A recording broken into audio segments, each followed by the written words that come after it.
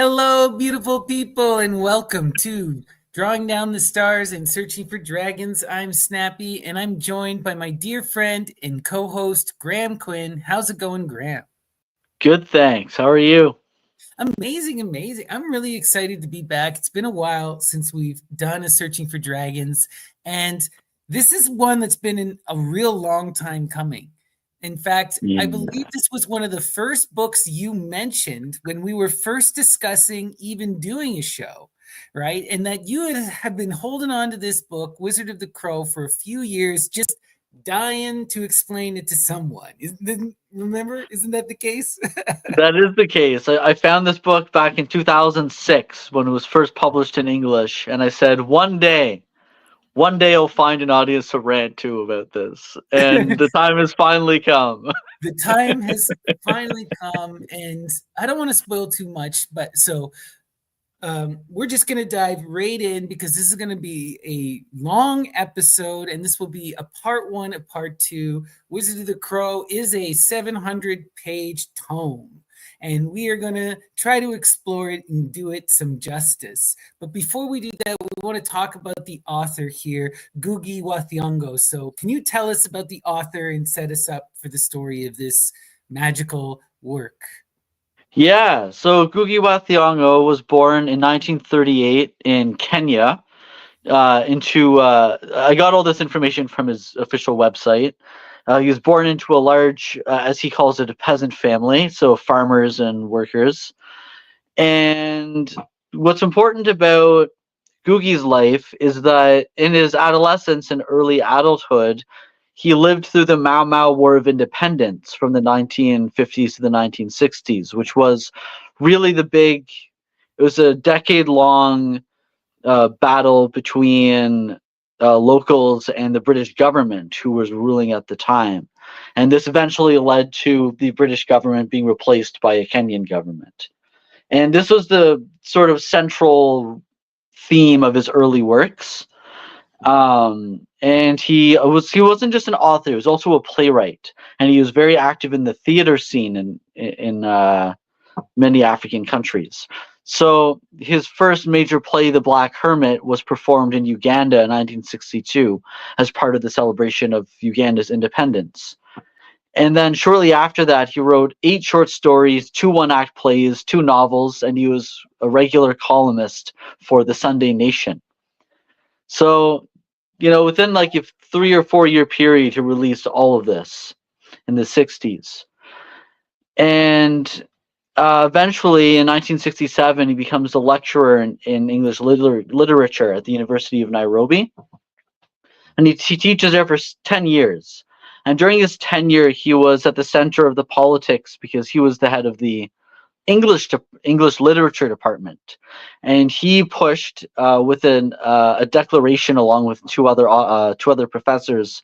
He published an essay on the abolition of the English department, claiming that English is not an African language. We should be learning African literature and the literature of other cultures as well, as in addition to English culture. And this became very central in a lot of post-colonial theory. Oh, of course. So Yeah. very important he was very adamant about bringing the culture back to the people. That's so beautiful. Yeah, the first time I'd ever heard this name was because my degree was in religion studies, but I did a kind of a through the lens of post-colonial studies, and English literature is kind of like where all of the giants of post-colonial study and theory kind of come out of, and Thiong'o is up there and is well known, So really interesting person, and what on like not just on the forefront of literature, but on the forefront of academia is what I want to stress to people. This is an extraordinarily accomplished human being, Very extraordinary. He in his theater, what he was very adamant about, which I'll talk a bit more about later, though, is that he brings it from the lens of traditional African storytelling, in the sense that it's myths that everyone knows that have a twist to them. And there's no fourth wall in his theater. The audience is encouraged to participate with the performance. That's beautiful. So very reminds me of Greek theater in some respects. In our toe, in some Um, respect. and Artaud is exactly. And what's important though is that in 1977 he publishes his novel Petals of Blood, and it painted a harsh and unsparing picture of life in neo-colonial Kenya, and it was received with emphatic critical acclaim. And that same year, he releases a play called "I Will Marry When I Want," written with Ngūgī wa Miri, and it was performed at an open-air theater with actors from the workers and peasants of the village. It was sharply critical of the inequalities and injustices of Kenyan society, and publicly identified with unequivocally championing the cause of ordinary Kenyans, and it was committed to communicating with them in the language of their daily lives. For this performance, he was arrested and imprisoned without charge by the Moi dictatorship and held at the Community Maximum Security Prison for an Oh, entire year. holy crap. So the government did not like him criticizing them. No. And it was during this period while in prison that he decided to abandon English as his primary language and committed himself to writing in Kikuyu, which is his ethnic language. And he writes an entire novel on toilet paper while in prison called Kitani Mutharabeni, which translates as Devil on the Cross, which wasn't published until 1982. Wow. And Amnesty International named him a prisoner of conscience, and he was released in December of 1978. But still, the Moi dictatorship barred him from jobs at colleges and universities. He continued to be an uncomfortable voice for the dictatorship by writing and participating in the theater. And while he was in Britain for the launch and promotion of Devil on the Cross, he learned about the Moi regime's plot to eliminate him on his return to Kenya. And so he was thusly forced into exile. So he lived in Berlin for a long time and then the US. And during this time, the Moi dictatorship kept trying to get him banned from different countries he would travel to. There was an assassination attempt in 1986 outside his hotel in Harare, which was Wow. pretty wild, unsuccessful, but pretty scary. And Yeah. his next Kikuyu novel, Midigari, was published in 1986.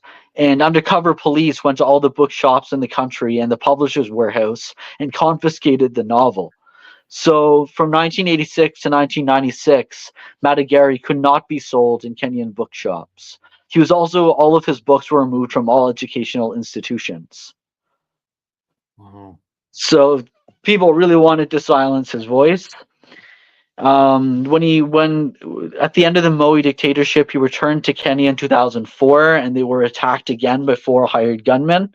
And so since then, he has continued to live in the United States, in California, where he is, I believe, the head of the head of the literature department at Irvine. Oh, wow. And in 2006, he published what is considered his crowning achievement, which is Wizard of the Crow, which is what we'll be discussing tonight. So I kind of jumped around a lot there, but it's just important to note that he was a very active voice for the people. Something really important to point out is that, especially in his later works like Wizard of the Crow, there's a multi-narrative and multi-viewpoints that unfold at different times and spaces, which replace the linear, the typical linear plot. And so, in other words, as they like to put it on their website, the collective replaces the individual as the center of history. Oh, wow. That's so interesting. I want to see how that unfolds, what that perspective looks like. That's beautiful. What an incredible man, a writer, a playwright, an activist, an academic, a professor. Wow. And someone who stood against tyranny and the dictatorships what was the dictatorship called again? Maui? Moi, it was Oh, the Moi. That's the last name of the dictator. He was the second president of Kenya, I believe, after the British left. yeah. Incredible. I need to learn more African history, but this man sounds amazing. So tell us more. about his magnum opus here, The Wizard of the Crow. Yeah, Wizard of the Crow. I have it right here. It's a great book.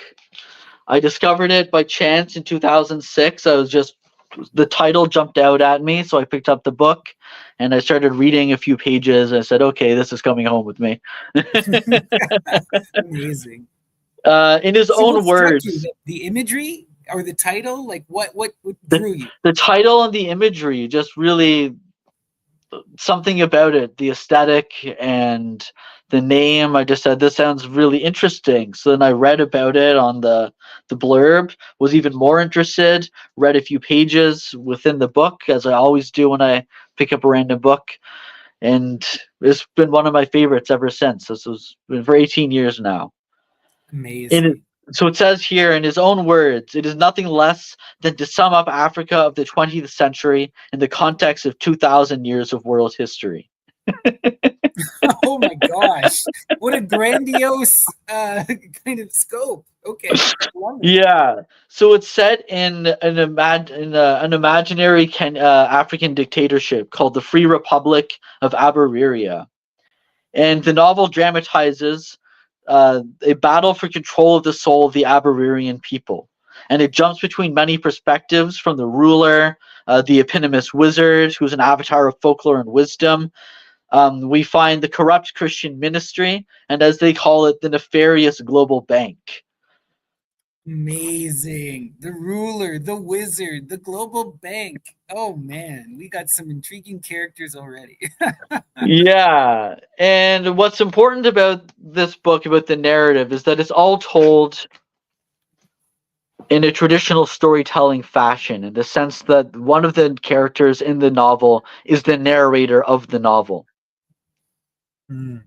And so there's this layer of meta that's happening. And the most important thing to take away from this book is that, as I like to say, the myth becomes reality. So time and again, we'll see something happens in the story. It's relayed by the storyteller to the people. It becomes exaggerated into some sort of myth or folklore. And then this myth becomes accepted as truth and replaces the original act that was being described.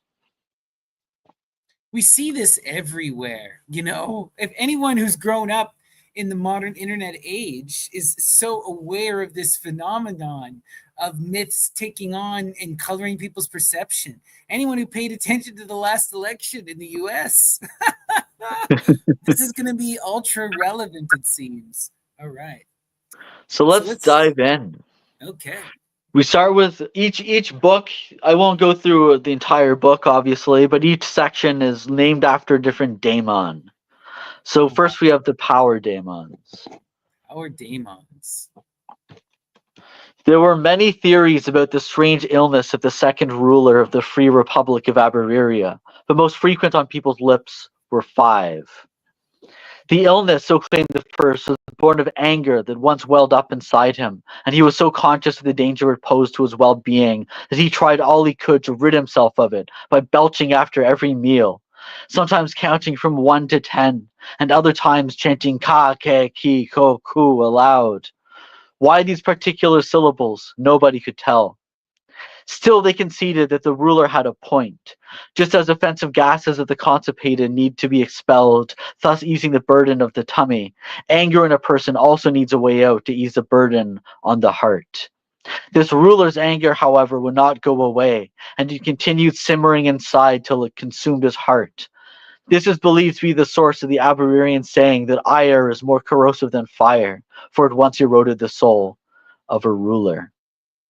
Oh, wow. But when did this anger take root?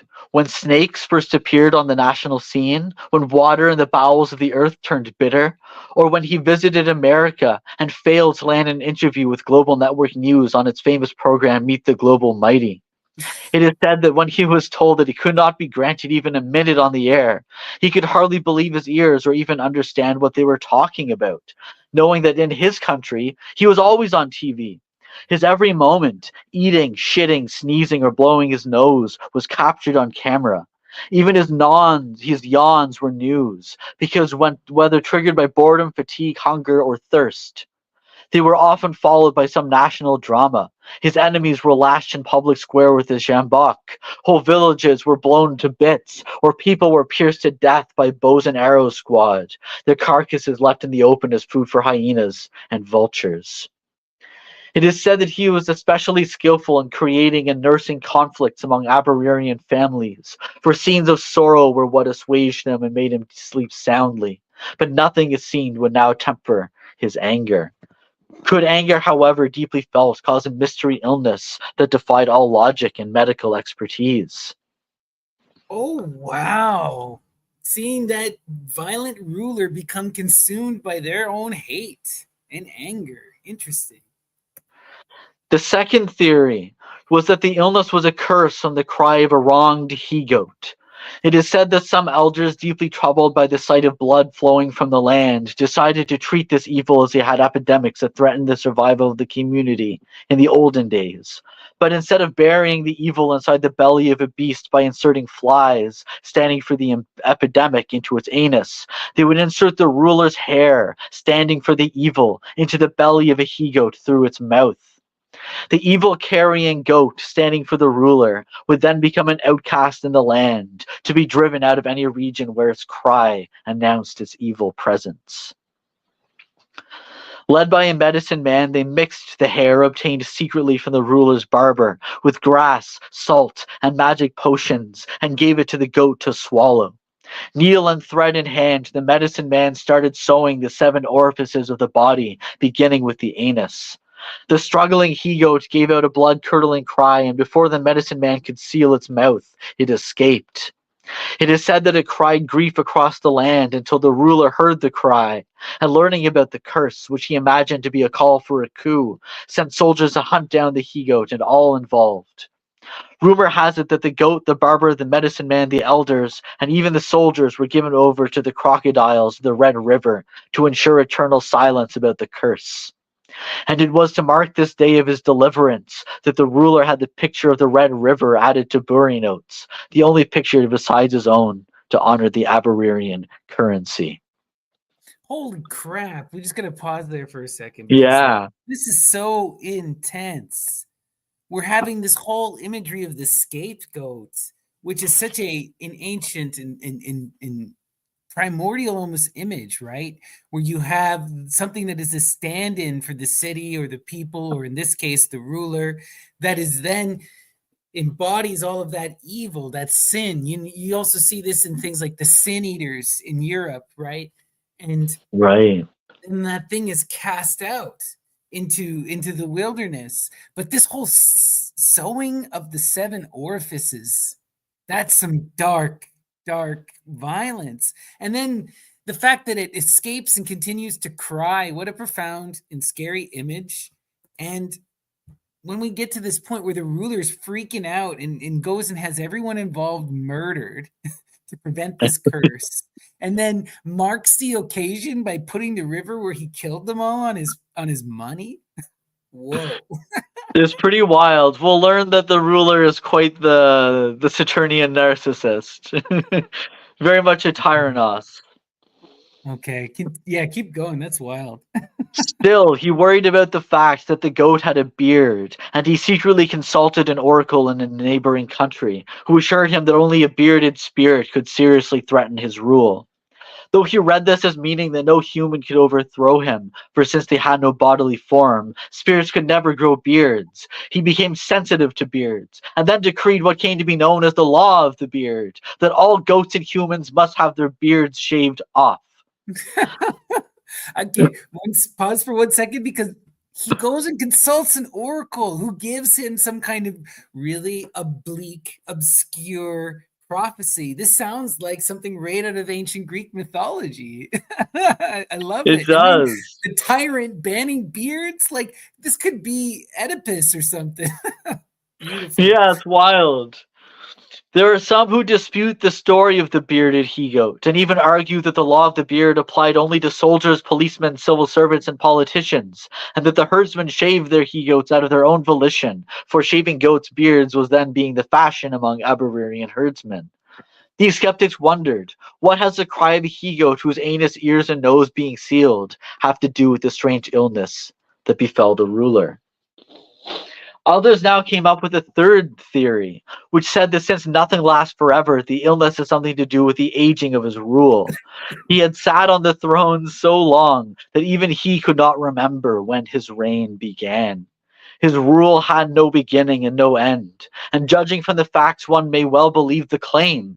Children had been born and had given birth to others, and those others to others, and so on, and his rule had survived all the generations. So that when some people heard that before him there had been a first ruler, preceded by a succession of governors and sultans all the way from the eras of the Arabs, the Turks, the Italians to that of the British, they would simply shake their heads in disbelief, saying, "No, no. Those are just the tales of a daydreamer. Aberia had never had and could never have another ruler, because had not this man's reign begun before the world began, and would end only after the world has ended? Although even that surmise was shot through with doubts, for how can the world come to an end?" Okay, we're already within the first few paragraphs seeing the myth making continuously unfold in multiple ways, right? The first was, they're going to deny that the ruler is sick. Then they're going to deny that they did anything to stop the goat or that the goat ever existed, right? Now we're getting to this whole complicated thing where the ruler has always ruled. He's eternal. He's this God king, and then the world will never end, and everything will be the ruler, and that all of that history is gone. It's like, holy crap. Right? The myth becomes reality. That's this book in a nutshell. This Amazing. next part is pretty wild. It's a few pages long, so I'll just skip ahead to certain points. I'll let you know. The fourth theory asserted that his illness had its origins in all the tears unshed that Rachel, his legal wife, had locked up inside her soul after her fall from grace. The ruler and his wife had fallen out one day when Rachel asked questions about the schoolgirls who rumors claimed were often invited to the State House to make his bed, where he, like the aging white man of the popular saying, fed on spring chicken. Of course, the ruler would never admit to aging, but he had no problems with the white man comparison, and so he amended the proverb to say that a white man renews his youth with spring chicken. Okay. Imagine yeah, pretty vile. That's Imagine wild. how he must have felt about Rachel's attempt to deny him his fountains of youth. How indiscreet and indecorous of her to ask the unaskable. Since when could a male, let alone a ruler, be denied the right to feel his way around women's thighs, whether other men's wives or schoolgirls? What figure of a ruler would he cut were he to renounce his right to husband to all women in the land, in the manner of the lords of old Europe, whose droit de seigneur gave them the right to every bride to be? Oh, wow. He's imitating the white man. He wants to be like one of those British kings, right? We saw this even in the introduction when you talked about how he was so pissed off being in America and they wouldn't even give him a minute of screen time, you know? Definitely, definitely. It's wild. So Rachel thought she was being reasonable. And then we'll jump ahead to the next. Yeah, we're on the right one here. There is always a difference between a thought and its description. What the ruler had been dwelling on when lowering the fork to the table and wiping his lips with the corner of the napkin was not the fate of a ruler who wept and so lost his throne, but rather what he would have to do to make Rachel understand that he, the ruler, had power, real power over everything, including time. He shuddered at the thought. Even before the shuddering completed its course, he had made up his mind. Speaking with studied calm, a faint smile on his face, he told Rachel that the unfinished meal would be their last supper together, that he would go away to give her time to think about the implications of her allegations, and since she would need space to think, he would bring to pass what had been written in the scriptures. In my father's house are many mansions, even for sinners. He built her a house on a 7-acre plot that he surrounded with a stone wall and an electric fence, and it was while contemplating the unbreachable walls the idea of a building that reached. But we shall talk about that later, because the idea was given expression by one of his most faithful and adoring ministers. What was indisputably the project of his own genius in its conception and execution was the construction of Rachel's mansion. Can we All pause the for a yeah, second? Just because I want to, because there's some stuff that's blowing my mind because it's making me think again of all these other myths, right? Like this is a kind of a classic. He's identifying himself as time. First off, the most Saturnian thing imaginable. He's in control of time. He's being rebuked for his advances on young virgin girls. Where do we see this in the mythology? I immediately think of the story of the goddess Diamuta, the mute, and Zeus, who rebukes him for trying to pursue one of her sisters, the nymph Joturna. And for this, has her tongue ripped out, and then she's cast into the swamps and is raped and impregnated and then and imprisoned. And you see this, there's many reflections of this too. There's also I can't remember the name now. Oh my, but there's very similar story where in the Greek mythology where you'll see, or the Latin, I believe, where you'll see women get imprisoned. Like what's that story? It's the inspiration for anyway, it doesn't matter. But so many mythological connections. It's just wild. Very much so. All the clocks in the house were frozen at the second, the minute, and the hour that she had raised the question of schoolgirls. The calendars pointed to the day and the year. The clocks tick-tocked, but their hands did not move. The mechanical calendar always flipped to the same date. The food provided was the same as the Last Supper, the clothes the same that she had worn that night. The bedding and curtains were identical to those where she had once lived. The television and radio kept repeating programs that were on during the Last Supper. Everything in the new mansion reproduced the exact same moment. A record player was programmed to play only one hymn. Our Lord will come back one day. He will take us to his home above. I will then know how much he loves me whenever he comes back. And when he comes back, you, the wicked, will be left behind, moaning your wicked deeds whenever our Lord comes back. Oh, wow. The idea of the endless repetition of this hymn pleased him so much that he had amplifiers placed at the four corners of the 7-acre plantation, so that passers-by and even others would benefit from the tune and the words. Rachel would remain thus, awaiting his second coming, and on that day when he found that she had shed all the tears for all the tomorrows of all the children she accused him of abusing, he would take her back to restart life exactly from where it had stopped, or rather Rachel would resume her life, which had been marking time like a cinematic frame on pause. That is so wild. I am your beginning and your end. I am Alpha and Omega. This sounds like, yeah, it sounds like Christianity, right? Holy shit, right? I'm going to imprison you, and you know, you're going to have to wait and come back and seek forgiveness and beg and submit to the hand of God. Holy Submit. shit. Exactly. Let's jump ahead 2 slides. Yeah. Despite this, Rachel was always in the ruler's mind, for he received daily reports of her moods and activities, how she spent her day, how she slept, the words she muttered to herself, everything. What he yearned to hear was any news of her tears, the one sign that would unerringly point to her breakdown and desire for redemption. But he didn't. It is said by those who hold the fourth theory that Rachel, aware of this insatiable desire for humiliating the already fallen, had sworn that she would never let him see her tears or hear about them, not even from her children or the numerous spies. And the more she held out, the more he needed her self-abnegation. Her tears had become the battlefield of their wills. The trouble with this theory was that it relied either on rumors or whatever could be deduced from the behavior of the ruler's children. It was also the least known of the 5 theories, because it was whispered only among people who trusted one another, for who would be so foolish as to talk about this openly unless he courted death? Wow. That's so wild. Holy crap. It gets crazier. I'm sure. The strange illness thing and all of these Rumors. conspiracies and rumors that all take on lives of their own and spawn new and twisted mythologies. There are others who to this day are ready to swear that the illness had nothing to do with burning anger, the anguished cry of a wronged he-goat, the aging rain, or Rachel's tears, and theirs was the 5th theory, that the illness was the sole work of the demons that the ruler had housed in a special chamber in the State House, who had now turned their backs on him and withdrew their protective services. It is said that the walls and ceiling of the chamber were made from the skeletons of the students, teachers, workers, and small farmers he had killed in all the regions of the country. For it was well known that he came into power with flaming swords, the bodies of his victims falling down to his left and right like banana trunks.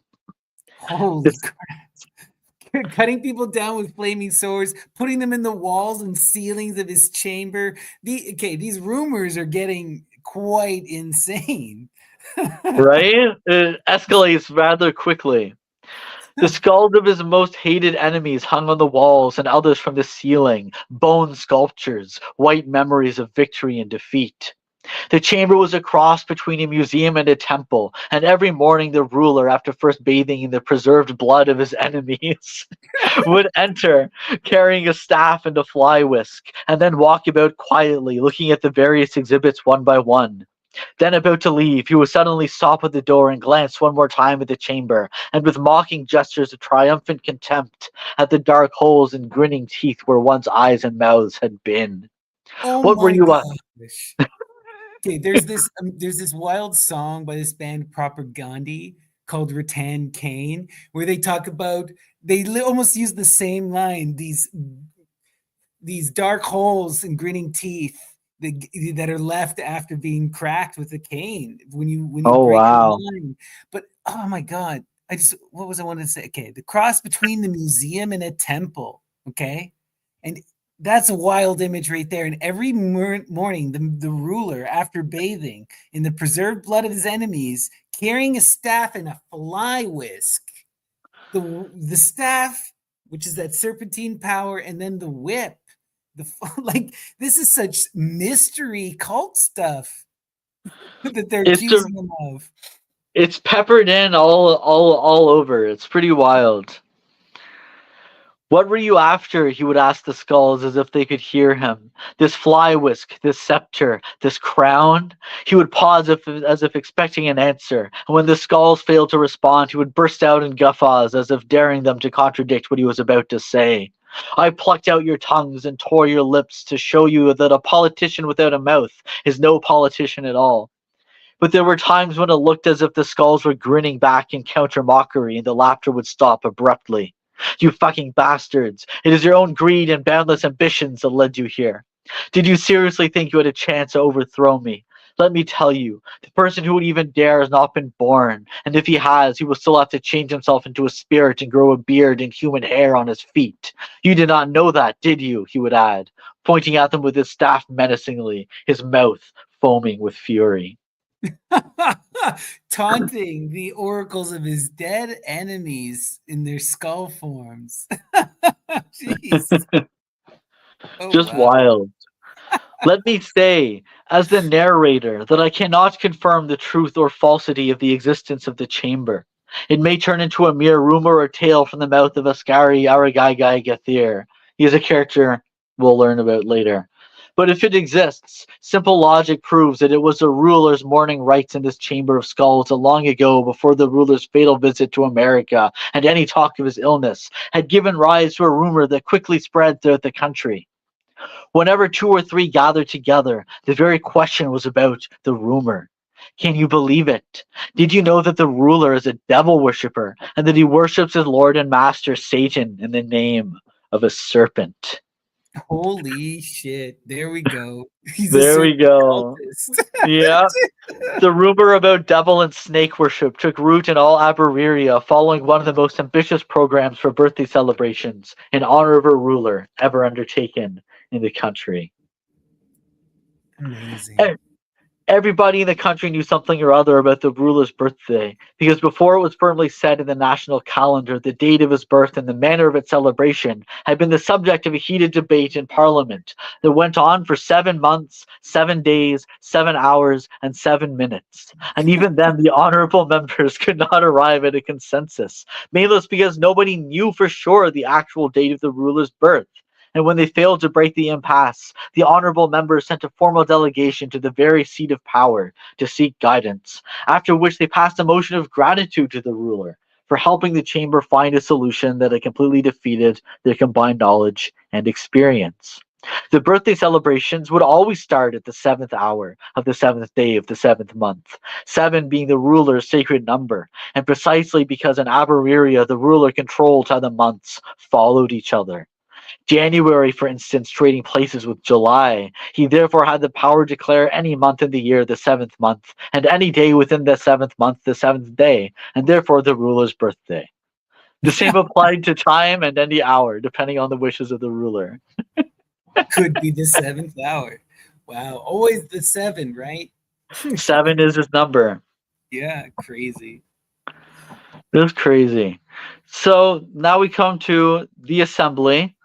So there's a national assembly for his birthday. That's all we need to know about this one. More people turn out to the celebration than usual because there's a rumor that there would be a cake which the ruler would multiply into to feed the masses, the way that Jesus Christ once did with 5 loaves and 2 fish. So we have lots of hungry people showing up. We can jump ahead to the ruler's right sat the Minister for Foreign Affairs in a dark striped suit and a red tie with a picture of the ruler, the emblem of the ruler's party. He's his own sigil. Yeah. The story goes that Marcus used to be an ordinary member of parliament. Then one day he flew to England, where under the glare of publicity, he entered a London hospital, not because he was ill, but because he wanted to have his eyes enlarged, to make them ferociously sharp, or as he put in Kiswahili, Yahweh Macho Kali, so that they would be able to spot the enemies of the ruler, no matter how far their hiding places. Enlarged to the size of electric bulbs, his eyes were now the most prominent feature of his face, dwarfing his nose, cheeks, and forehead. The ruler was so touched by his devotion and public expression of loyalty that even before he returned home from England, the ruler gave him the Minister of Foreign Affairs, an important cabinet post, so that Mako Kali would be his representative eye wherever, in whatever corner of the globe lay the ruler's interests. And so Mako Kali he became, and later he even forgot the name given at his birth. Wow, so now we're seeing the mythological narrative of his right-hand man, right? Who is appointed because of loyalty, really, right? Forget about the magic eyes for a second. Though that eyes, that piercing glare is a powerful magical image. Very interesting. And that, it makes me think again of that Zeus energy, because Zeus is Simpergato with Apollo, and Apollo is the light, right? Apollo is his sun and is the active force of Zeus on Earth. It's interesting. Anyway. Right. I hadn't thought about that before. To the left of the ruler sat another minister, the Minister of State in the ruler's office, dressed in a white silk suit, a red handkerchief in his breast pocket, and of course the party tie. He too was started as a not particularly distinguished member of parliament, and probably would have remained thus, except that when he heard of the good fortune that befell Mako Kali, he followed suit. He didn't have much money, so he secretly sold his father's plot and borrowed the rest to buy himself a flight to France and a hospital bed in Paris, where he had his ears enlarged, so that, as he also put it in a press statement, he would be able to hear better and therefore be privy to the most private of conversations between husband and wife, children and their parents, students and teachers, priests and their flock, psychiatrists and their patients, all in the service of the ruler. His ears were larger than a rabbit's and always primed to detect danger at any time and from any direction. His devotion did not go unnoticed, and he was made Minister of State in charge of spying on the citizenry. The secret police machine known as M5 was now under his direction, and so Silver Sikioku he became, jettisoning his earlier names. Again, we're seeing the same kind of pattern where you see, and it's also the eyes to see, ears to hear. And you have the eyes and the ears of the ruler, right? And interesting. Wow. And again, Very it's bizarre. about this loyalty, and it's about spying, right? The first guy could spy on everyone with that magic sight. This person can listen. And the interesting part is that wants to listen to people and divide them, like parents and patients between, and students and teacher. Like, wow. Revolution can start anywhere, right? So you got to always be listening. Dividing people. Exactly. So, as Makakali announces, the whole country, the Minister for Foreign Affairs was saying, the entire Aburian populace, this is kind of a lie, had decided unanimously to erect a building such as had never been attempted in history, except once by the children of Israel, and even they had failed miserably to complete the House of Babel. Aburiria would now do what the Israelites could not do, raise a building to the very gates of heaven, so that the ruler could call on God daily to say good morning, or good evening, or simply, how was your day today, God? The ruler would be the daily recipient of God's advice, resulting in a rapid growth of Aburiria to heights never before dreamt by humans. The entire project, Heaven Scrape, or simply Marching to Heaven, would be run by a national building committee, the chair of which would be announced in good time. Oh, wow. Referencing Babel. That's so interesting, right? And that Babylon, the story of Babel is even older. It goes back to Greece, right? Because it makes me think of Hermes and the confusing of the languages, you know. But there's a lot of that's such an interesting thing. And then the ruler's got to build his tower to heaven, that giant phallus to draw down that great mother, to scrape the sides, to show his grandiose power, right? You got to have the biggest penis. Yeah, But this is the something that you tallest see tower. constantly, right? It Egypt, is. all those pyramids, right? And well, there's more to it, right? That tall tower draws down the great mother. The mountain is the mother. The mountain wants, the mother wants that phallus. That's, they want to unite the earth and the sky in that sexual union. But it's also that power of ascension in rising above. So they're going through this mystery rite of building that tower to pierce the sky and to ascend to godhood. Wow. Wild. Just wild. We Because can that's what jump they were ahead. doing in Babel, right? Yeah, exactly. We can Sorry, jump sure. ahead 2 slides. Yeah, here we go. It was obvious from the smile that hovered around the edges of his mouth as he countered Sikioku's challenge that he had something else up his sleeve, and when Makakali announced it, it would take even the other ministers by surprise. The Global Bank would soon send a mission to the country to discuss marching to heaven and see if the bank could loan Aburiria the money for its completion. After a dramatic pause to let the news sink in properly, Makakali called upon the ruler to accept marching to heaven as a gift of a grateful nation to his ruler. Happy birthday to you. Happy birthday to you. Happy birthday, dear ruler. Happy birthday to you. He doesn't have a name. He's just the ruler. He's just the ruler, right? Yeah, because he's become that incarnate deity, right? He is the tyrant. He is Saturn. He is, or the feminine equivalent, Despoina, Dictina, Turan, right? We see this so often. Even Zeus, right?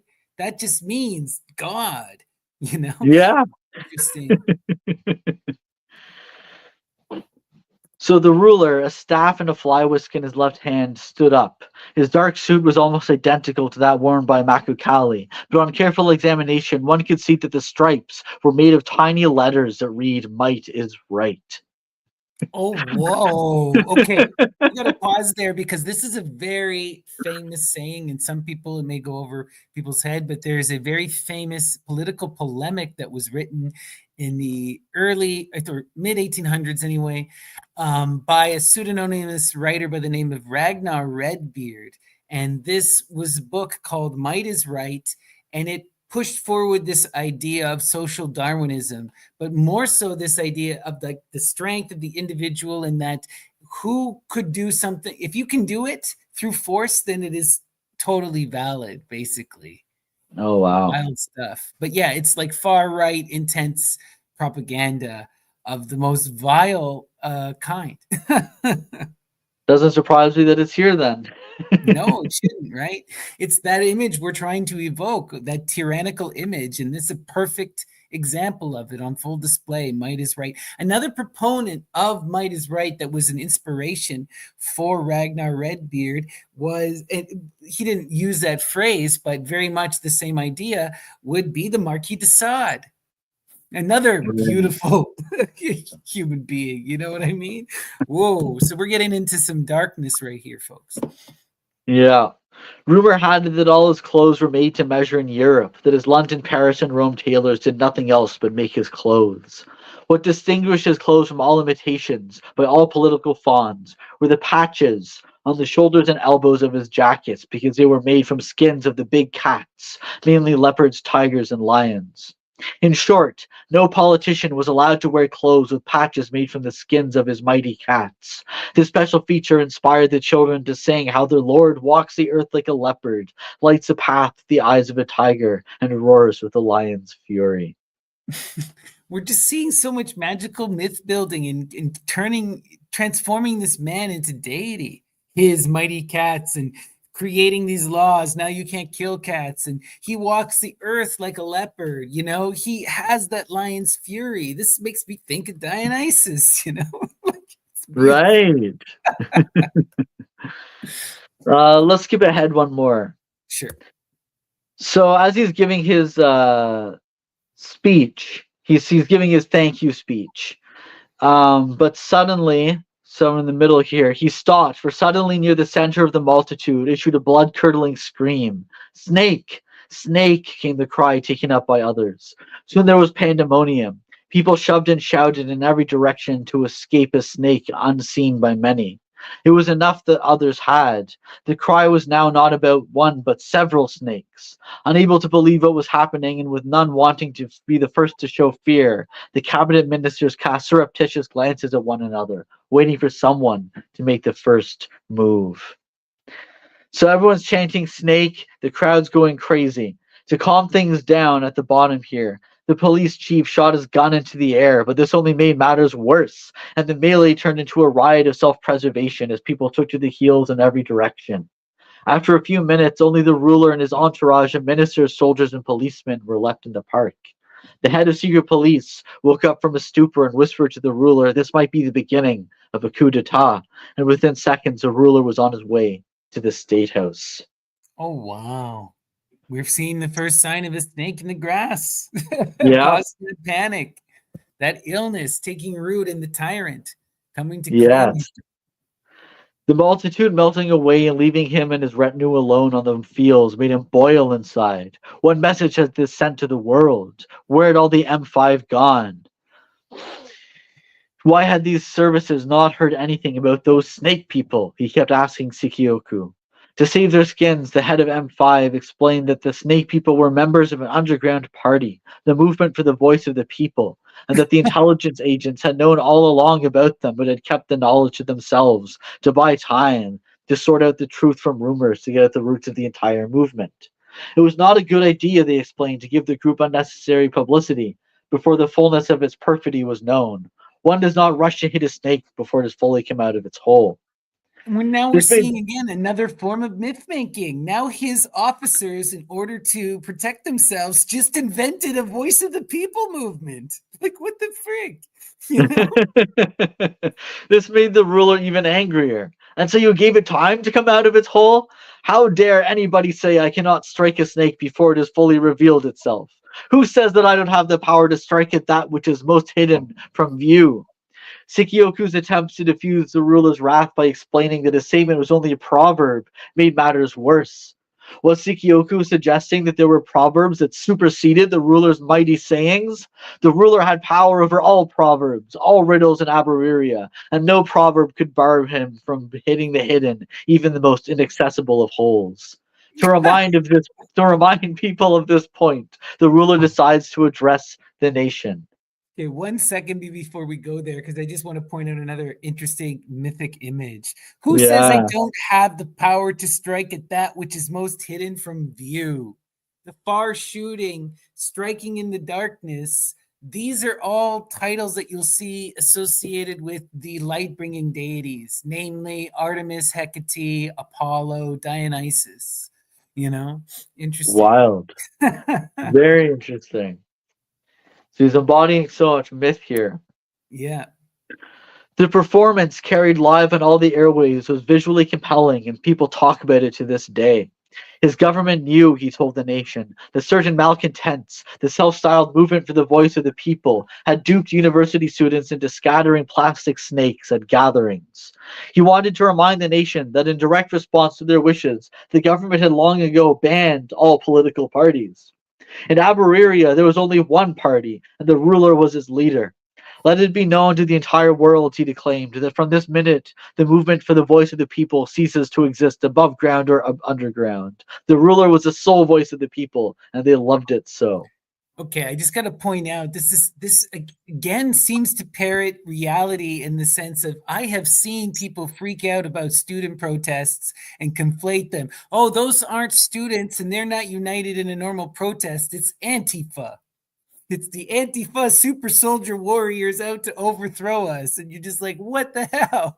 Like, and now we're seeing this, right? Where they're transforming these students who are doing a small protest with snakes. Now you are the face of the voice of the people movement, which is not even flipping real. And then he's like, now the voice of the people cease.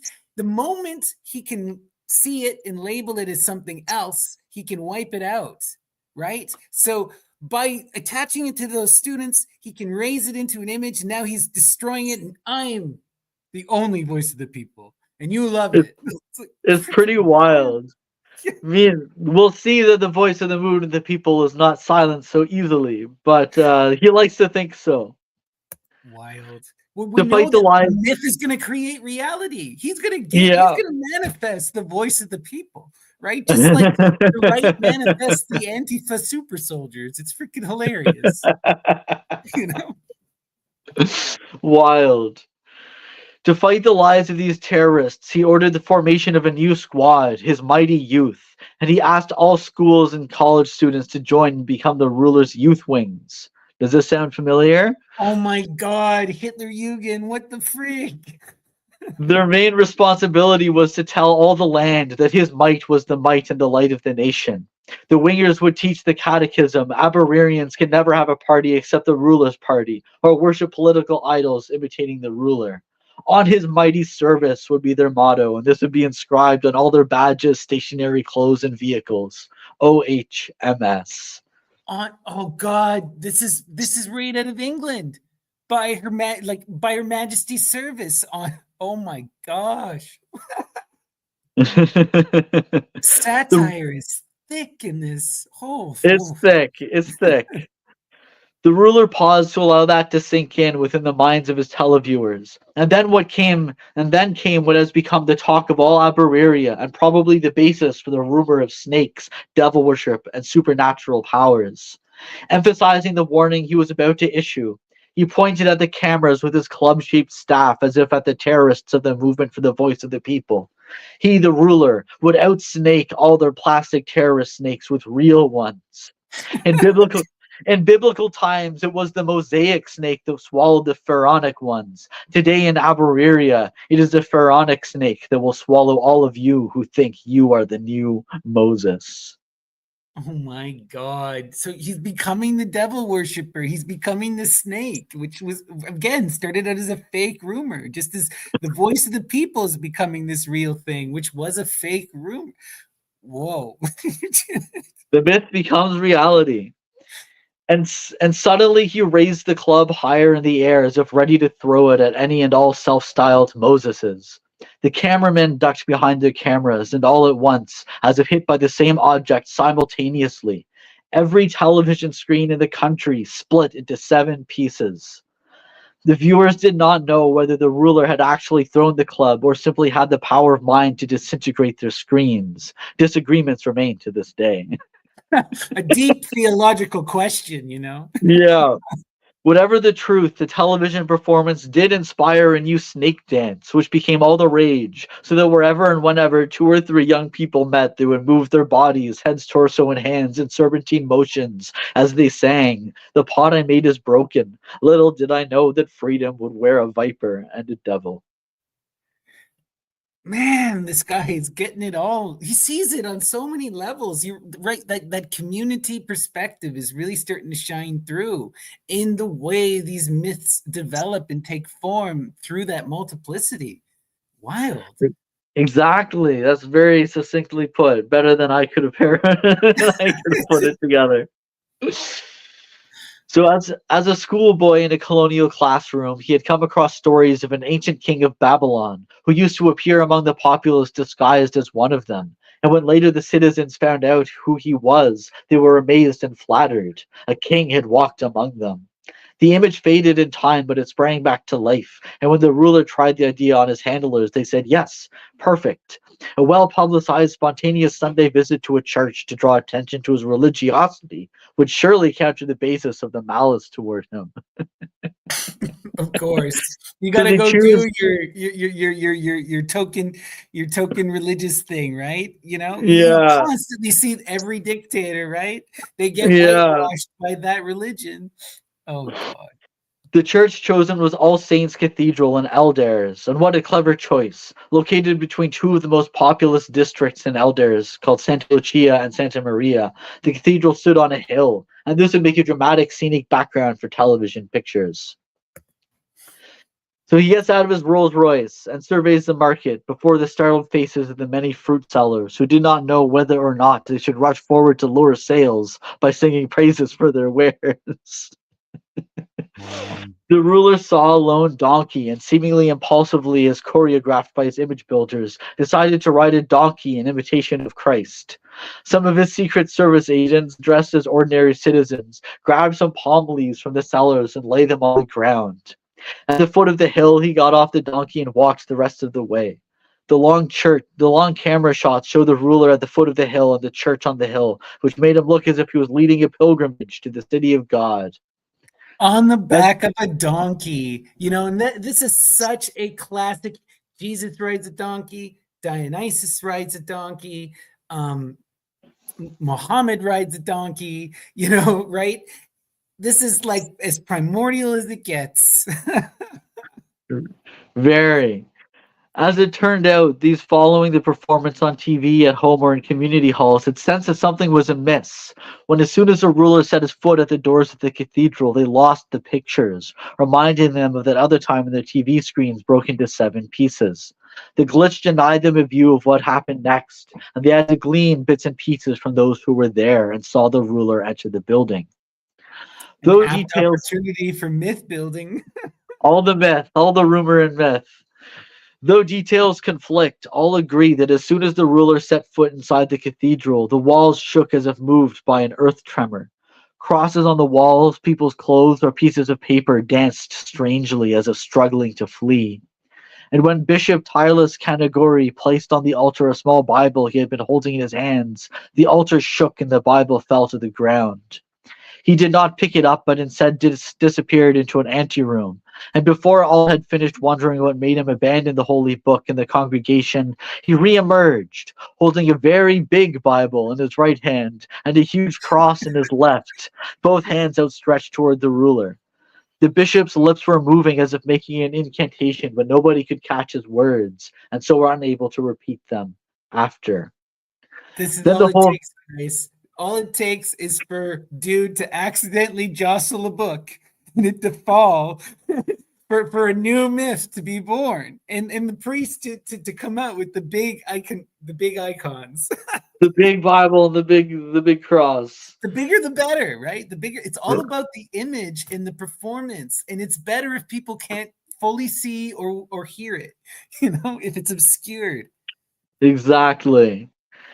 Then the whole congregation heard the sound of something crashing through a window, breaking the glass into 7 pieces, 7 again. And then, just as suddenly, all the shaking walls and dancing crosses became still, and the whole cathedral was embraced in silence and peace. The sound of Bishop Tylas Kanagori's voice as he continued his ceremonies, if nothing untoward had happened, only served to underscore the silence. At home, all television sets that had a break in proceedings returned to normal. Those already sitting in front of their sets and those who happened to turn on their TVs at that moment found the bishop at the beginning of his sermon. Among the latter group, a few voices ridiculed the tales that went beyond the donkey ride, the palm leaves, the horse hosannas, and the long walk to the hill. So now he wants to do this at Islamic mosques, at Hindu temples, and Buddhist temples. to show that he is that was just a fluke, you know. I'm with it with these other people. So for his visit to an Islamic shrine, he ordered his handlers to look for a mosque without glass windows. Oh my god. Oh They my god. found a mosque with a beautiful dome and minarets, but more important, with windows of wood and iron bars. An even bigger drama ensued, but since it was not captured on film once more, we have to rely on hearsay that when the imam in charge of the day's ceremony realized on the ruler's entry that something was not right, he quickly raised the Quran in midair and called out in Arabic this prayer that I'm not going to try to read because I'll butcher his pronunciation. Those in Allahu attendance. Akbar, Allahu Akbar, Ashhadu an ilaha illallah, Ashhadu an Muhammadan Rasulallah, Hayya ala swalaha. This is the Fatiha. This is Okay, the I Fatiha. Yeah. meant to look it up, but Yeah, life's it's been the old, crazy. it's like it is the it's what every Muslim says to affirm their belief in Allah, you know? So Okay, okay. That's good to know. That's important. Because those in attendance say they felt something like wind whirl through the air, and the next minute they heard the iron bars of one of the windows creak, and then saw some of them bend outward as if someone were pushing the bars to set himself free. Brandishing the Quran and the rosary at the window, the imam shouted something like Satan, and lo and behold, the creaking stopped abruptly, and the only sound was the imam calling out Allahu Akbar. There are some who, like the biblical Thomas, doubt everything about this tale, but even they are unable to explain how the iron bars came to be so bent. For it is said that the mosque's ruling council, after much internal debate, decided that they would not repair the window but let it stay like that, a witness to the victory of the Holy Quran over the wiles of Satan, even when disguised in the modern fineries of earthly glory. so now he's it's backfiring, right? He's trying to go to these religious institutions, and it just they're turning against him, and he's becoming that satanic other, right? That He earthly is. glory, modern fineries, the wiles of Satan. Oh god. Some city dwellers put up posters. Eldarius is a devil-free zone. Oh, right. It was it was not, for soon they found out that the satanic demons had escaped the churches and the mosques to roam the land. For how else were people to explain two amazing reports that soon began to circulate in Eldares? The first was comic, claiming that Satan visited Maritha and Mariko in their home at Santa Lucia just to pick a fight. I won't get into that whole side story, but basically they're two villagers who are married, and they claim that Satan is cursing them to lust for other people's bodies. Oh, where have we heard that before? That's a nice, Yeah, convenient excuse. yeah. The Oh, scarier second, beyond the realm of religion, told of Satan going about the towns and villages, plucking out people's hearts, leaving their bodies as empty shells on roadsides and dump sites. But there were a few people who argued that the two, Satan's picking a fight with Maritha and Mariko, and Satan's plucking out people's hearts, were connected. A clear case of Satan showing that though he had lost some battles, he had not lost the war. Let's go to the next slide here. They took on the name Soldiers of Christ and vowed to fight till the devil let Maritha and Mariko live their lives in peace. They would arm themselves with the Bible for a shield, a hymn book for a diet, and the cross doubling as a walking stick and a cane with which to chase out Satan. The evil one must move or be made to move. They broke into a call and response battle hymn. Where are you going? Carrying food, armed with the staff. We are pilgrims on a warpath to battle Satan and his worshippers. and They you know what strode we're with hope seeing? and I just yeah, sorry. You know what we're seeing on full display here? Satanic panic. yeah. Satanic panic. These people under this uncertainty and the scariness of the dictatorship are going freaking insane into that magical thinking, and it's running rampant. And now they're on a crusade against Satan. If Holy if everything is a myth, what can you believe in, right? So they choose to mold their own realities because everything else is a lie. Yeah, and this gives them an enemy, something to do battle against, something to fight for, and to try to defend themselves, rather than that undying dictator. Exactly. So now we come to another character in the book I'll spoil a little bit. This is Kamiti, who becomes the Wizard of the Crow. Interesting. Bit of a spoiler there. But you'll see how it comes to be. He was tired, hungry, and thirsty, and felt beaten down by the sun. He wanted to climb to the top when suddenly he felt very weak in the knees and collapsed at the foot of a mountain of garbage. He could not tell whether he was in a temporary coma or a deep sleep, but when a slight breeze blew, it lifted him out of himself to the sky, where he now floated. He could still see his own body lying on the ground in the mountain of garbage where children and dogs fought over signs of meat on white bones. The body needs a rest from you, and you need a rest from the body, he heard himself saying to himself. He decided to let his body lie there in the sun, and free of the body, he wandered Abereria. Why leave the exploration and enjoyment of our country to tourists, he said with a chuckle, comparing the conditions in the different towns and regions of the country. This is really funny, he said to himself when he saw that he looks like a bird and floated like a bird. He enjoyed the rush of cold air against his wings. He now recalled a Christian song he had once heard. I will fly and leave this earth. I will float in the sky and witness wonders never seen before being done with the earth below. Oh, He wow. started to sing, but because he could not open his beak as wide as his mouth, what came out was a whistling reminiscent of the song of the birds he had listened to in the mornings in the wilderness. From his vantage point, he had a bird's eye view of the northern, southern, eastern, western, and central regions of Abereria. The landscape ranged from the coastal plains to the region of the Great Lakes, to the arid bushlands in the east, to the central highlands and northern mountains. People differed as much in the languages they spoke as in the clothes they wore and how they eked out a living. We'll jump to the bottom here. So I am not alone, he heard himself say to his bird self. Maybe he should abandon his human form and remain a bird, floating effortlessly in the sky, bathing in the fresh air of a skyland. But then he started sneezing as a whiff of gases from the factories below reached him. Is there no place on earth or in the sky where a person might escape this poison? A bit confused, he thought that before making any decision about the form in which he would lead the rest of his life, he should return to his body lying in the sun to recover and review the shocks of the day. But what if his body had been completely scorched by the sun? At the thought, he flapped his wings and hurried back to Elders. Oh, wow. So So we he have actually has an out of body experience, transforms into a bird, explores the totality of his country, sees its vast diversity, and now he's kind of returning back onto himself. he sees the diversity and also the Yeah, desperation that everyone is in. Everyone is this mosaic of people that are all suffering. wild. And he arrives on a minute too early because there's a rotation truck full of garbage that pulls up.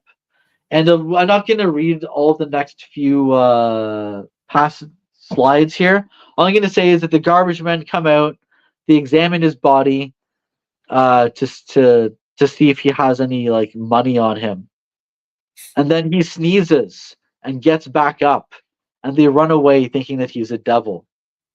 Of course. Another rumor. So we'll jump ahead three slides here. The stench which hit his nostrils was so strong that it made him sneeze even as he tried to sit up.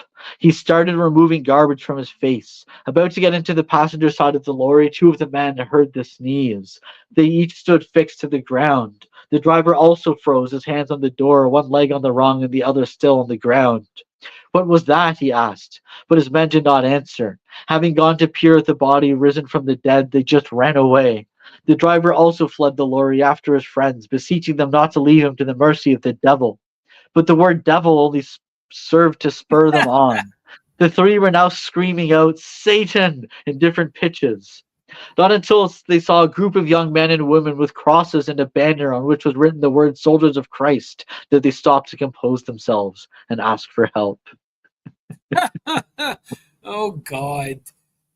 So wild. Turning to religion to stand up against the tyranny. Yeah. So we'll Fighting myth with myth. jump ahead two more slides. There's a long interaction with the garbage collectors and the soldiers of Christ. They adopt the garbage collectors as soldiers of Christ. They call them the sweepers of souls. That's all you need to know for those few passages.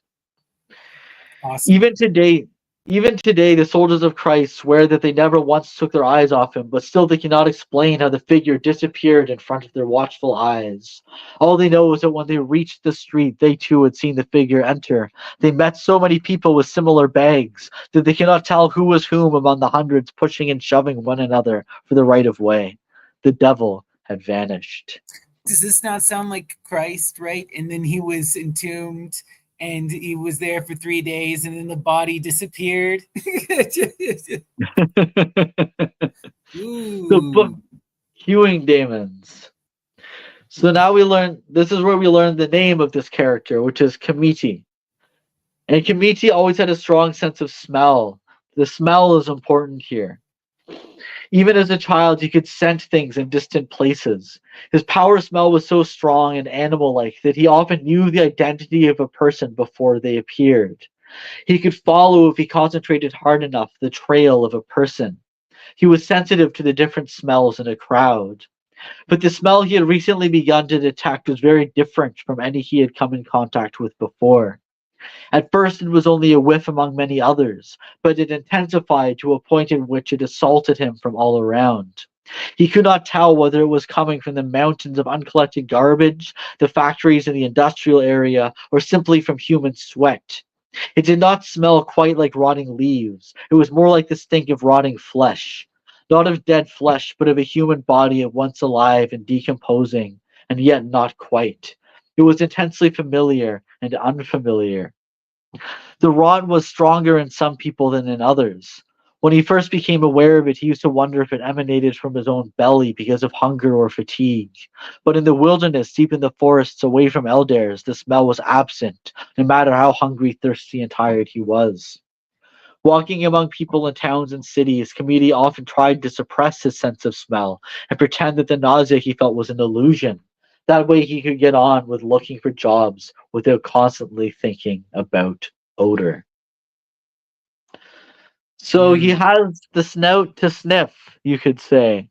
He detects a rottenness from certain people and certain buildings. Interesting. The scent is often, scent is high mystery.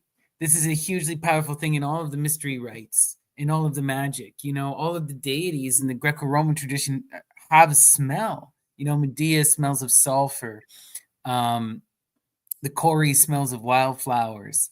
They say Aphrodite has a certain kind of feminine smell. It also, like, the fact that this guy's a magician and he can smell the corruption. It's interesting. Very interesting. Very interesting. It's smell is so interesting. Like you get like the I think it's called the Proust effect when like memory is evoked by smell.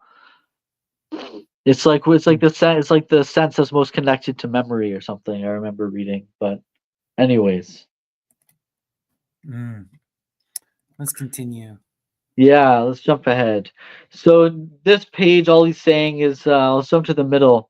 He's debating whether to beg or to continue starving, but he says, prayer, after all, is a form of begging, and it was the cornerstone of all religions. Ask and it shall be given.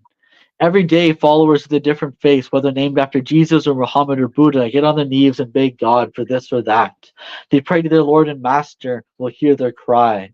Yes, prayers are blessed. Begging is blessed. Among the followers of Buddha, the holiest are known by their vows of poverty, and they are sustained in the path of holiness by begging. So here he's trying to convince himself that it's okay to beg for food. He doesn't have to starve to death. So we'll go to the next slide here. It's also just such egoic insanity, right? Like, I'm not begging. I'm like the fucking Buddha. Like, right? Jesus and Muhammad were beggars. Look how great of a person I am. Like, yeah, the myth making never stops. That's a good point. That's a good point. I hadn't considered that before. Like, what egoic nonsense. Hilarious. We'll jump to the bottom here. He could not believe his eyes. Right across the street was a signboard, Aldair's Modern Construction and Real Estate, and beside it a billboard, a job. The word blotted out all the others around it. Rising from the dead, he was now delirious with hope. And Ooh. I won't go through the job interview here. Needless to say, the guy who owns Aldair's Construction deeply humiliates him and then leaves. And this is the secretary speaking with Kamiti now. May I sit down? She asked. Kamiti did not respond. The woman sat down beside him anyway. For a few seconds there was nothing but silence between them. Then Kamiti heard the sound of sobbing, a whimper coming from the woman. He did not want to shoulder anyone's burden. He had enough of his own, but he was sensitive to suffering. What is the matter? Why could he not tell you there were no vacancies and leave it at that? Why the calculated insult? It's all right, Kamiti said, struck by the way her words echoed his own. These are really the ogres said to have two mouths in front and at the back. In stories, Kamiti said in a tired, almost indifferent tone, he was unaccustomed to making connections between his woes and those of the community at large.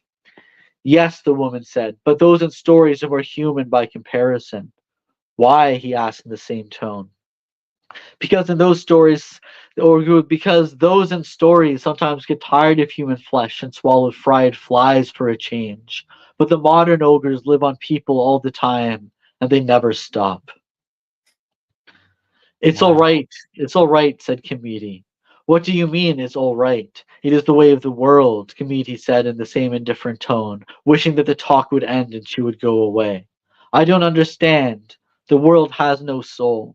Then change the world. Give it a soul.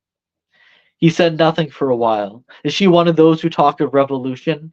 To Kamiti, damaged souls produce damaged policies, not the other way around. Some people have a sickness of the heart. Cure them of the sickness and good will follow. For him, the human soul inherited badness or goodness, and there was nothing anybody could do about that. Yet it was clear that he had not given his position much thought, and he was just mouthing it. Listen to me. The world will always be what it has always been. Luck rules our lives. So he's just been This defeated. sounds like. Go ahead, sorry. No, go ahead. I was going to say that sounds like Fortuna. Luck rules our lives.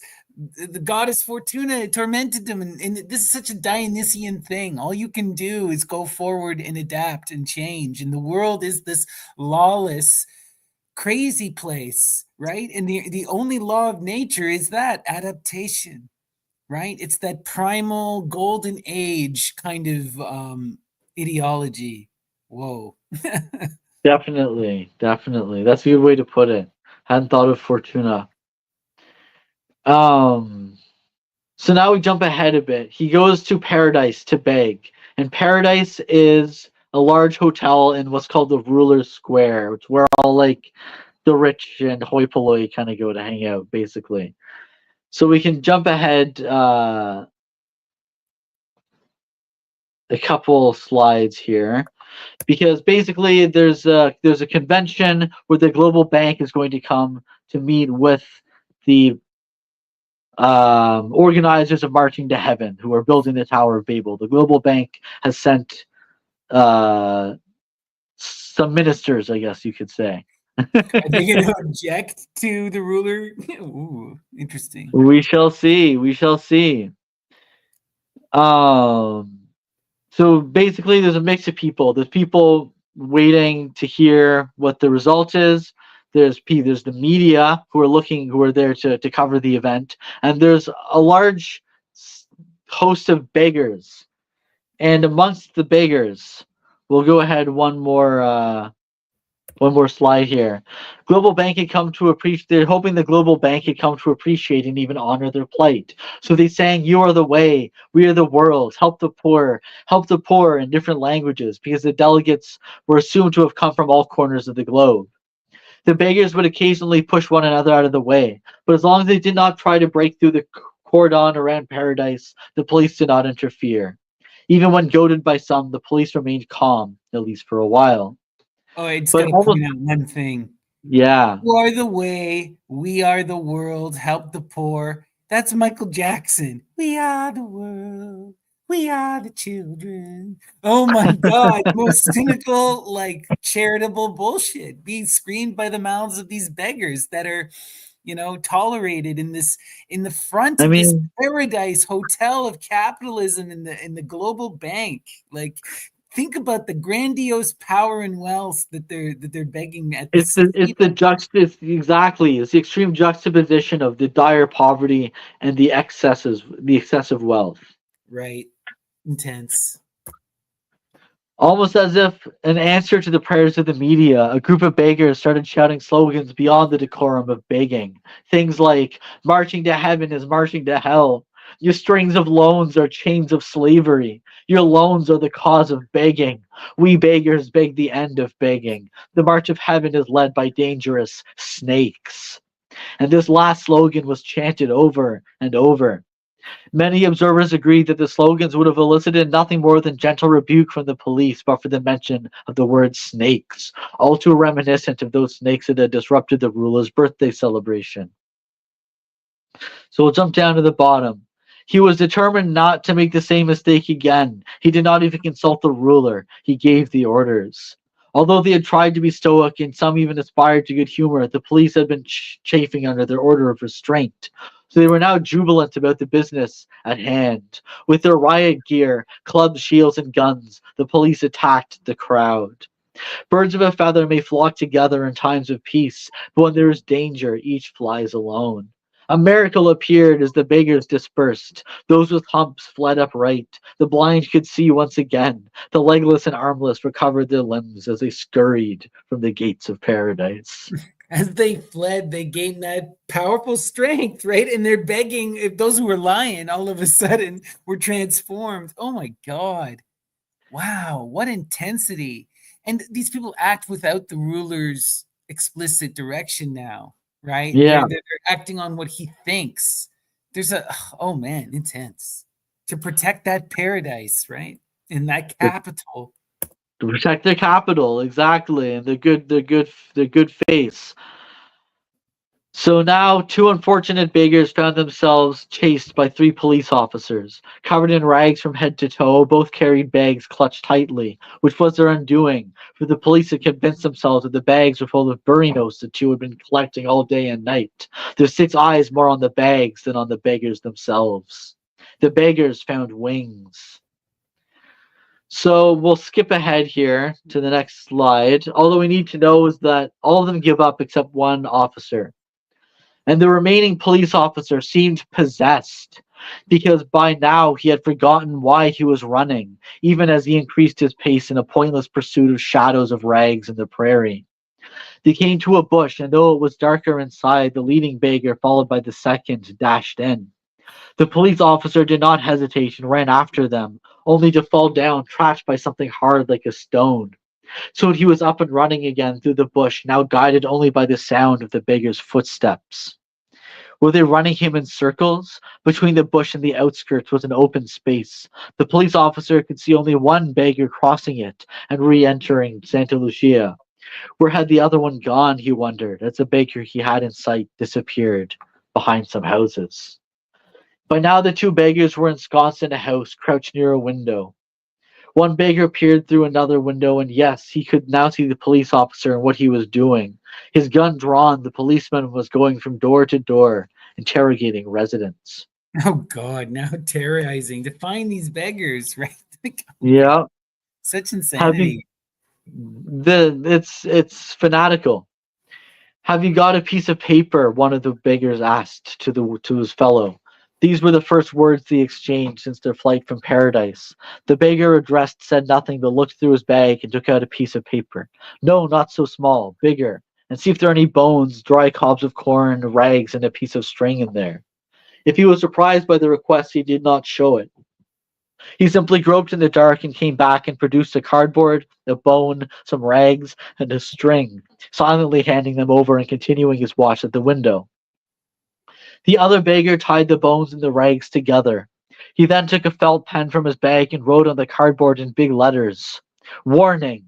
This property belongs to a wizard whose power brings down hawks and crows from the sky. Touch this house at your peril. Signed, Wizard of the Crow." With great care not to make any noise, he slowly opened the door and saw something even better, a dead lizard and a frog. He added them to the bundle of bone and rags and hung the omen above the door before quickly retreating to join the other beggar at the window.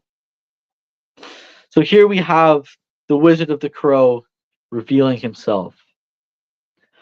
Crouched together, the two beggars could make out the area around the doorway. They saw the police officer walk near, anxiously wondering what he would do. But when the officer saw the bundle of rags and bones, he took a step back.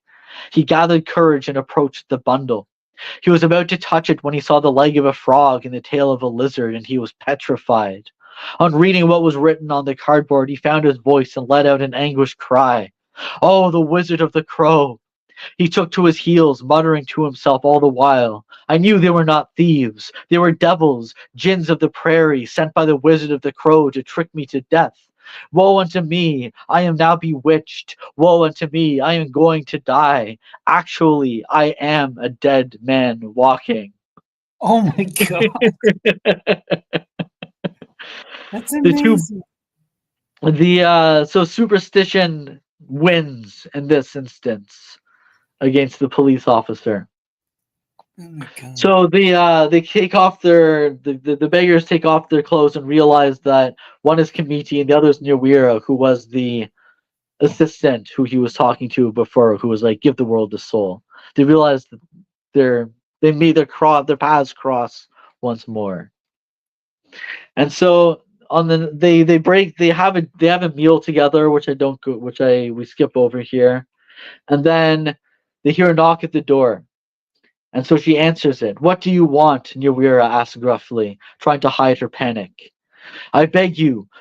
Oh, sorry. We're go ahead too. Here we go. Yeah, okay. "What do you want?" Nyawira asked gruffly, trying to hide her panic. "I beg you, don't be angry. I am the police officer who was here last night. I mean, I happened to be in Santa Lucia last night, and in passing I saw something hanging from the wall. When I went home, I thought about it. True, Hakia Mungu." That is Swahili for like on God's truth, or like it's a swearing on God. It's like an oath. "I tell you, I hardly slept trying to figure things out. So I came to the conclusion, perhaps, then the doubt, how shall I know the house? But I gathered my courage and came here before dawn. And imagine my relief when I found the thing still there. And I said to myself, you are in the right place." Chagrined, Nyawira remembered the bundle of make-believe witchcraft hanging from the roof outside. How careless of them not to have it taken down. The magic that had sent the police officer away had led him back to the house, though now he seemed unarmed. She became a little defiant within. So what if he has found us? What could he arrest us for? What crime have we committed?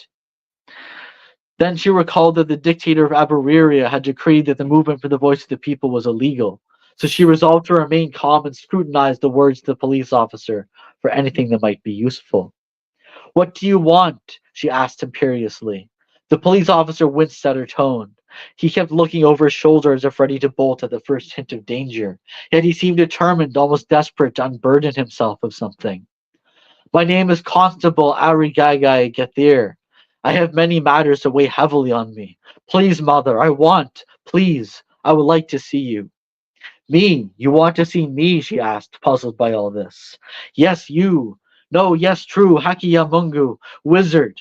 I would like to see you. Sorry, I need to see the Wizard of the Crow." The story that they came to hear over and over again was about the night AG, who's Arigaga Gathir. They call him AG for the rest of the story. AG chased two beggars from the gates of paradise. At first, he used to say he was with two other police officers, but in the course of the telling and retelling of the story, they disappeared from his Yeah, narrative. he's only on his own now, as is wont to happen. Yeah, and it is revealed here that AG is the narrator of the book as well. Is what we learned that in passing here. Yeah, and he says it all began outside paradise, where we made sure the visitors to the global bank would not be harassed by the crowd of beggars.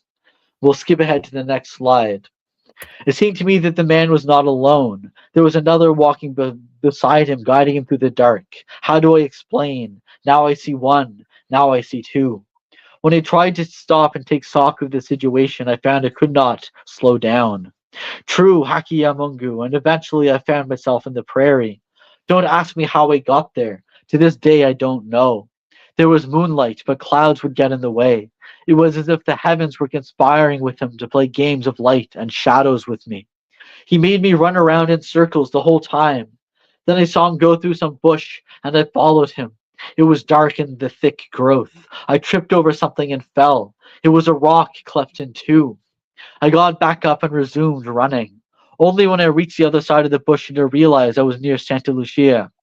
Between the edge of the bush and where the houses began was an empty space, and as the man crossed it, I saw that what I had taken to be two was actually one. And yet I could have sworn that I had seen two persons. No sooner had I blinked than the man was gone, and as there was no gap in the hedge, I could not tell how he got through. You mean to tell us that you did not even see him jump over the hedge? Some would ask him. No, I didn't. True, Hakiamungu.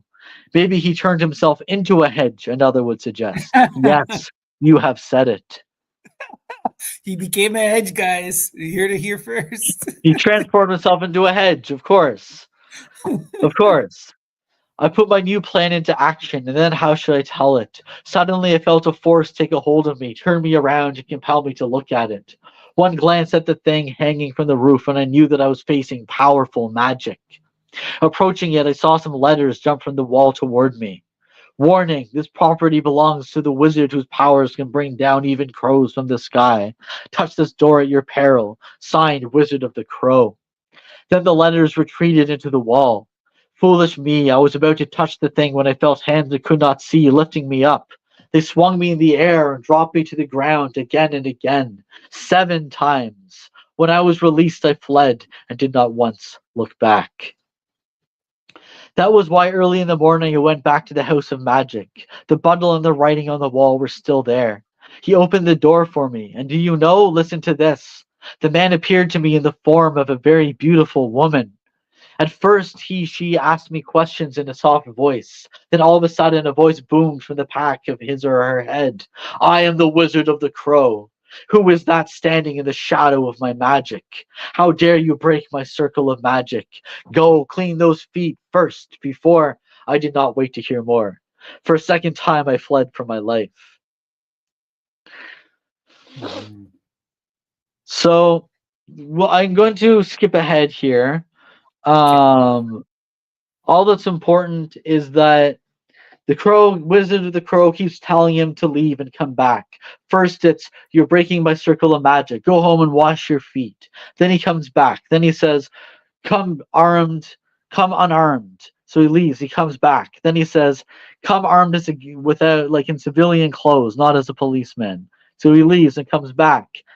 He's done it 3 And times already. yeah, and AG, the police officer, is telling in this story, this is the magic that he has over him. He makes him leave and return this many times, you know? He's like possessed him.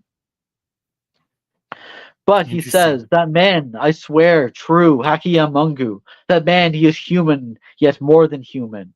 For AG, the words conveyed not malice, but awe, respect, and admiration, for he told his listeners, all that I am, all that I have now, I owe to the craft of the Wizard of the Crow. How could I not obey his first words of command? Without any hesitation, I ran all the way to my place where I washed my feet and hands over and over again, and within the hour I was back in Santa Lucia. I was careful not to touch the door or stand too close to it. The door opened all by itself as if to invite me in, as I entered the sacred grounds of his living space. Then I heard another command, step in front of the small window. The window looked like that of a confessional in a Catholic church. We're on the next slide now. Yeah. Except it had no lattice, and one could clearly see his face and eyes. But what eyes? They were more like balls of fire. Your heart is a little weary, the voice said. Yes, yes, I said quickly. Weighed down by many burdens?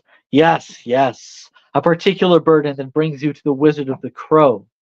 His voice was round, soft, and soothing, so different from before that I could not tell whether he was making a statement or asking a question. You have spoken my thoughts exactly, I told him. You see, I've been in the police force for many years, and no matter how hard I work, I've never been promoted. Wizard of the Crow, I am sure I have enemies who are hindering me through magic. Is your heart telling you that? Yes. Why? What makes you so sure? It's the truth. Because the heart never lies. You see, I am a workaholic. When I'm on traffic duty, for instance, I hand out more tickets than any other cop. I am hard on machatus. Those are like human bearing carriages. I ask Oh yeah. myself, why is it that I have not been promoted? And I always hear the same whisper. There is a person whose shadow crosses yours. The person whose Oh, shadow crosses yours, do you know him? No, no. Such people work in the dark. He could be anybody, my neighbor or one of my workmates, or for that matter, any of the Matachu drivers to whom I've issued tickets. What do you want from me? My heart was beating loudly. I had not realized how bitter I had been toward my enemy, whoever he is. But that aside, he will now know that I am none other than Constable Aragaigai Gathir. Never again will he harm my career or anybody else's as he has had all these years. Look for him everywhere, ferret him out, remove him from the face of the earth. To kill a man, you know that is a hard thing to do. Not for us, the ruler's police officers. Any life that threatens the ruler's power is nothing to us. Nothing at all. oh wow. That's terrifying. Right?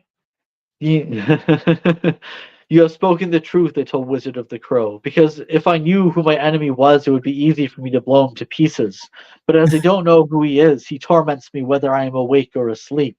So I ask myself, how is it that somebody can always be on my mind and in my heart, and yet I cannot say who he is? Now you have made me understand. It is because he comes in the form of an evil spirit. Yes, it is not easy to kill spirits. Believe me, Wizard of the Crow, I have been to every witch doctor in and around these towns and villages, and to each I have given the same riddle. I have enemies I don't have. Who are they? And none has been able to ease my torment within so that I can sleep soundly. What makes you believe that I am capable of what others have failed to do? I know your power. Last night, when I set my eyes on the bundle of magic hanging from the roof, I felt my legs rooted to the ground. I said to myself, here is the wizard for me. You have already proven me right in thinking so.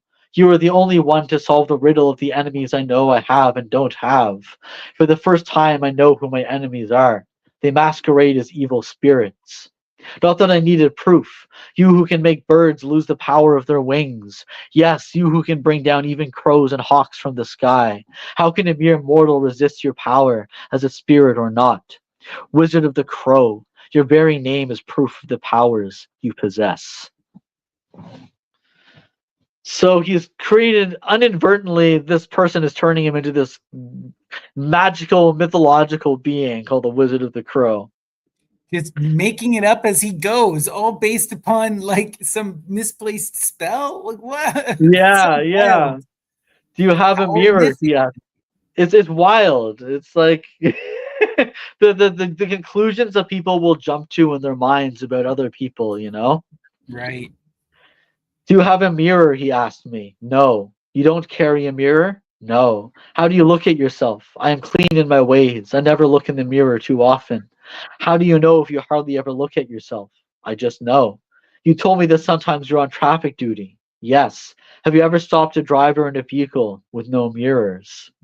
No mirrors. How can you drive without mirrors? A driver of a vehicle without mirrors is a menace to his own life and that of others. Even a broken mirror poses danger. You What a said that cop. there are shadows. You said there are shadows crossing yours. Yes, we need mirrors to see our shadows. We need mirrors to see other people's shadows crossing ours. You can rent mine for 2,250 burries, he told me. I didn't I I didn't love have how much. this wizard has quickly figured out how to take advantage of this new role. Yeah, I didn't have much money on me, so I told him I would come back in the afternoon. For the third time, I was back at the premises of the Wizard of the Crow. The door again opened by itself. But as I was about to enter, I heard the voice say, I must not defile the sacred grounds with a uniform, badge, and gun. Do you hear that? The Wizard of the Crow made me return to my place 4 times that day. This was what finally convinced me of his powers. Have you ever heard of a witch doctor with an eye for that kind of detail? I put on my civilian clothes, and in no time I was back.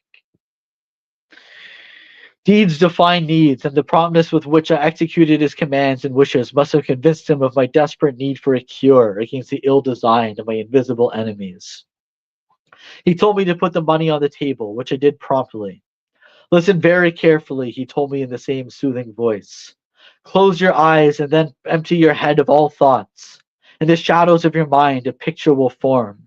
And when it forms, I will capture it in the mirror, the way fax machines and computers copy images and transmit them invisibly. Once the image is a captive in my mirror, I will take a sharp knife and scratch it, and from that moment your enemy will vanish forever. Beautiful. I covered my face with my hands, shut my eyes tight, and waited. And indeed, after a few seconds, somewhere in the darkness of my mind, an outline of an image was forming, but I could not tell whose it was because it kept changing shape and location. Still, I shouted, yes, I can see an image, but it is slippery. Your enemies are very cunning, very slippery, but there, hold it there, he ordered me. Whatever it is, try with all the power of your mind to hold it still, and don't let it go. There, like that. The sound of his knife scratching the mirror made my teeth hurt, as if they were being scratched. All at once I saw the vague image in my mind explode into 1,000 stars, disappearing into the edge of the darkness in my mind. His image, is it still there? No, I answered, it's gone. Stars disappearing in the dark. That's it, he said. I opened my eyes and felt a strange sensation. True, Haki Yamungu. This person who is now telling you the story. This person you now see in front of you. This person who answers to the name Constable Aragagai Gathir. This man felt tears, but they were not tears of sorrow but of joy, at having the burden of many years lifted from my heart and from my life abruptly. Go home now, he told me in a gentle voice, and all you have to do is find out if there has been a road accident involving your tattoos. If not today, then tomorrow. If not tomorrow, then the next day. Your enemy is most likely one of the fatally injured. From today on, never molest a beggar, a diviner, a healer, a wizard, or a witch. If you ever do any harm to the helpless, this magic will turn against you. Everything that you have, including peace of mind, will be taken away. Go now. Your actions will be the mirror of your soul. Look into the mirror always. That's amazing. I'm so glad the wizard at least tried to curb the violence of this horrible cop. You know, Yeah, yeah. So it's saying it's your ego. So you see, that's why I have said that the man is human, yet more than human. He removes all burdens from the heart. I say that because I used to trust my actions completely. I've told you that I'm a workaholic, and yet he was asking me to look at my own actions. Maybe the enemy was hidden within my actions. Had I known that, I would have discovered my enemies much earlier, and I could have spared myself a lot of torment. I again returned to my place of work, having changed into a police uniform, and now had no worries in the world. So, beautiful. you know, our enemies are hidden within our own actions. I think that's a very important message in this book and Absolutely. in life as well. That's kind of how we're going to leave off part one here. Oh Part two, wow. in part two, I'll choose specific slices in the story. I had to set up the characters a little bit here, but in part two, I'll jump ahead to specific moments of the Wizard of the Crow's magic. Wow. So this is such a wild, incredible story. So let's just try to kind of summarize and go through what we talked about, since it is kind of a raveling narrative, like that It is is. expressed through multiple perspectives. So the first part we were looking at the ruler and all of these myths that were coming about around the ruler, turning him into this satanic force, and creating this voice of the people movement and this illness, all of this horrible stuff to come and replace him, and it's everything he was doing to prevent it wound up creating it. It was very, very much an Oedipal type story. It was really interesting. And then we saw the creation of the wizard, right?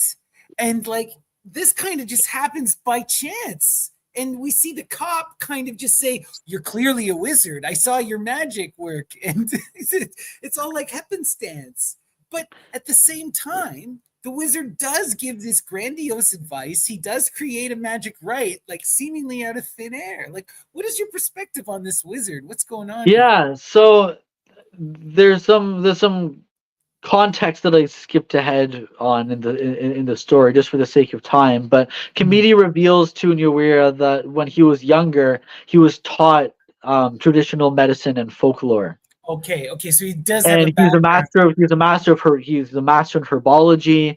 He understands a lot of this witchcraft, but was told never to practice it.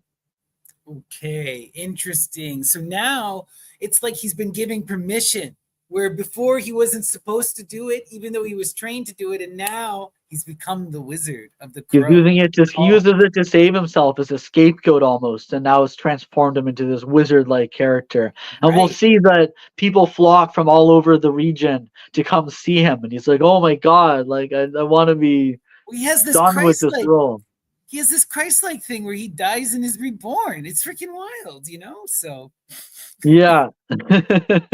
so, and that was the biggest takeaway I got from part one is just the power of mythology and story transforming, and it's like this guy is a special person, but he's also not all that special. The wizard, it's like it's He's just the attention. Go it's ahead. the intention, exactly. He himself does not really believe in magic, but he performs these rites for people in hopes that it will bring some solace to them, and it ends up actually doing that. And because of that, he becomes this thing of legend, this Wizard of the Crow, even though it's a task he does not want thrust onto him. We don't choose our destinies, right? We find them. So wild, so much intensity. That ruler character, so We'll such come back to the brilliant ruler. intensity, and just oh man, yeah. But what is your takeaway and your thoughts? What do you want to leave the audience with for part one here? Um, I want to leave them with the thought that, again, from the last slide, maybe the enemy was hidden within my own actions. We need to look at ourselves, examine ourselves, know ourselves, and be aware of the fact that, like the road to hell is paved with good intentions. We all cause harm in the world, even when we're trying to do good, Right. and Well, that was the advice the wizard gives to AG is just be a good guy and stop harassing people and you won't have this fucking problem. And it's also, I think, exactly. even if we go back to the ruler, right? If the ruler is turned himself into a satanic image by constantly trying to force this, by building the Tower of Heaven, by trying to engage with these religions, it's like he wanted, and by trying to do all this stuff or to stop the curse, he caused the curse in his own anger, right? I believe that fundamentally it's his own anger and its own hubris it's causing him this illness. All the other stuff is myth. Really. Oh, you're muted by accident there, Graham. You're muted. Sorry. No worries. What were you saying? We'll learn a bit more about the actual illness in part two. It's quite interesting, and it's an illness that afflicts another character in the book as well. And I don't want to spoil it because it's very unique and powerful, I think. Oh, But all we need to know is that it is a self-inflicted illness. okay. It is anger and hubris Interesting. for sure that brings it on. Amazing. Okay, I'm so pumped for part two. We will try to do that again either Friday or Saturday next week. So please, guys, return for that. In the meantime, Graham, do you have anything you want to talk about and promote for the audience before we say goodnight? Things are pretty slow right now. I just released the Asthai, my poetry collection about theater and performance and life. And my band Isosceles Infection, we're still fine tuning the mixes on a new album, so that'll be out hopefully soon. I finally got a large size, high res scanner, so I can start scanning all the pages for my graphic novel. Amazing. That's So exciting. that'll hopefully still be out at end of January. And that's about it for now. Oh yeah, I'm also in the proofreading stages of Murder the Subjectile, which is like a collection of cut up poetry from folks from the online community. That's going to be so much fun. I'm so excited for all these projects. Everyone, make sure you check out the links below. You can find Graham's link tree. You'll find links to his band and to his publishing house, Things in My Chest. Make sure you go and support him. And tune in next week when we will be back for part 2 of Wizard of the Crow by Ngūgī wa Thiong'o. Any final words, Graham? Any final words? Just love is the way.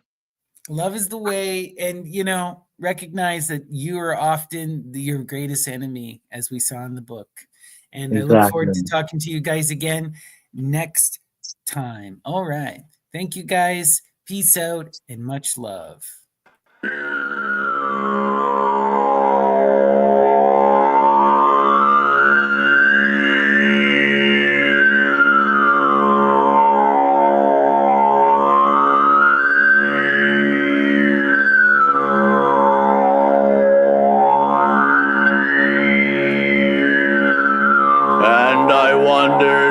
Master could be, and I pressed my eye eagerly to the grave, and I wondered who his master could be, and I pressed my eye eagerly to the grave, and I wondered who his master could be, and I pressed my eye. And I pressed my eye eagerly to the grave, and I wondered who his master could be, and I pressed my eye eagerly to the grave, and I wondered who his master could be, and I pressed my eye eagerly to the grave. And I